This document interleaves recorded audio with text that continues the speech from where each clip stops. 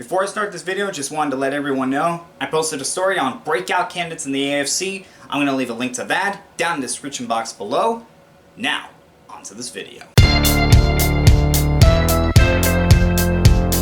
What's going on, guys? Diggs Report here, back to you with another video, and this time we are talking about the AFC South. We're going to jump right in. Alright, let's start off with Houston, and the first thing on everyone's mind is what is going to happen with Deshaun Watson. When the offseason began, he wanted out of Houston because of the whole thing with the general manager situation and how he was not a part of the discussion.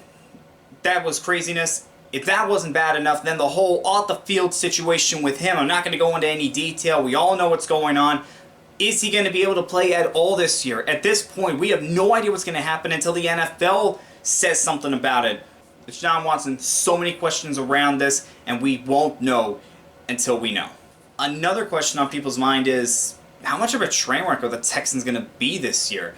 Bill O'Brien basically destroyed this Texans team. With the talent that the Texans had, they probably could have gone to a Super Bowl. However, Bill O'Brien was a big reason as to why they didn't. He made bad decisions on the field. He made bad decisions as the general manager, trading 2 first-round picks for Laramie Tunsil, trading away guys like Jadeveon Clowney and DeAndre Hopkins for basically nothing. He did a lot of things that basically destroyed this team, and it is going to be tough for them to recover from that. It really is. And the question is, how long until they can get back to relevance, and what should we expect from the Texans this year? I mean, really, what can they do? Last thing for me is, who's going to step up on the defensive line? J.J. Watt, no longer there. They released him in the offseason. Now who's going to step up on this defensive line? I have Ross Blacklock as their breakout candidate this year, and hopefully he does. If he's able to break out, that will help out, but who else is going to step up on this defensive line? I have no idea. The Colts traded for Carson Wentz during the offseason. How much of a change of scenery is going to help out this QB who not too long ago was an MVP candidate? During that season, it was Frank Reich who was his offensive coordinator. So how much is that going to help him out? Are we going to start to see the Wentz from his first couple of seasons? Or are we still going to see the same Wentz that has had problems staying healthy and has been inconsistent? The Colts decided not to re-sign Justin Houston during the offseason, and they drafted Quinny Pay in the first round. How much of a pass rush are they going to be able to generate?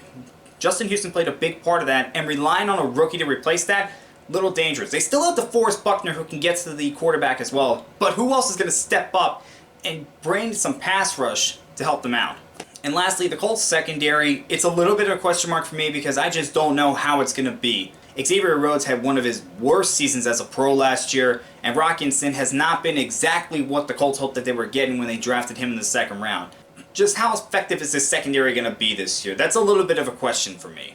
For Jacksonville, the number one thing on everyone's mind is Trevor Lawrence, Trevor Lawrence, Trevor Lawrence. Lawrence they drafted first overall. Everybody is expecting him to start week 1. I'm expecting him to start week 1.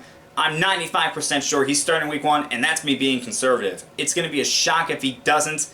And when he does start, how good is he going to be? Is he going to go through some early rookie struggles, or is he going to be able to come out firing?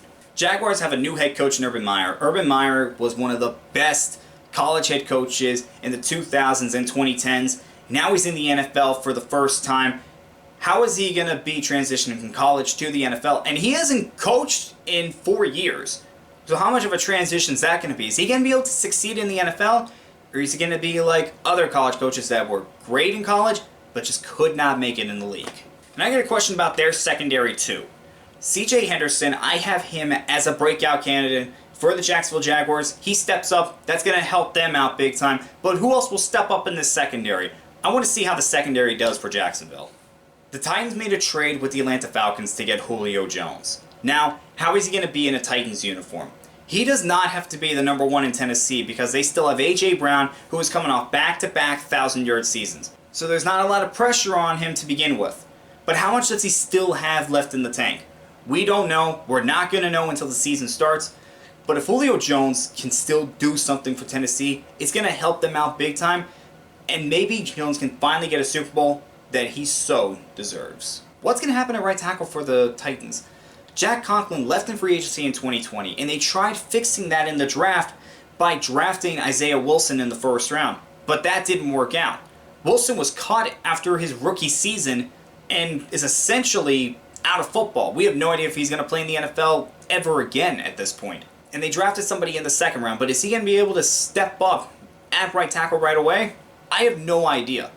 Right tackle, this is going to be an important part. If they have a weak spot on their offensive line, opponents are going to figure it out, and they're going to try to exploit it. And lastly for the Titans, pass rush.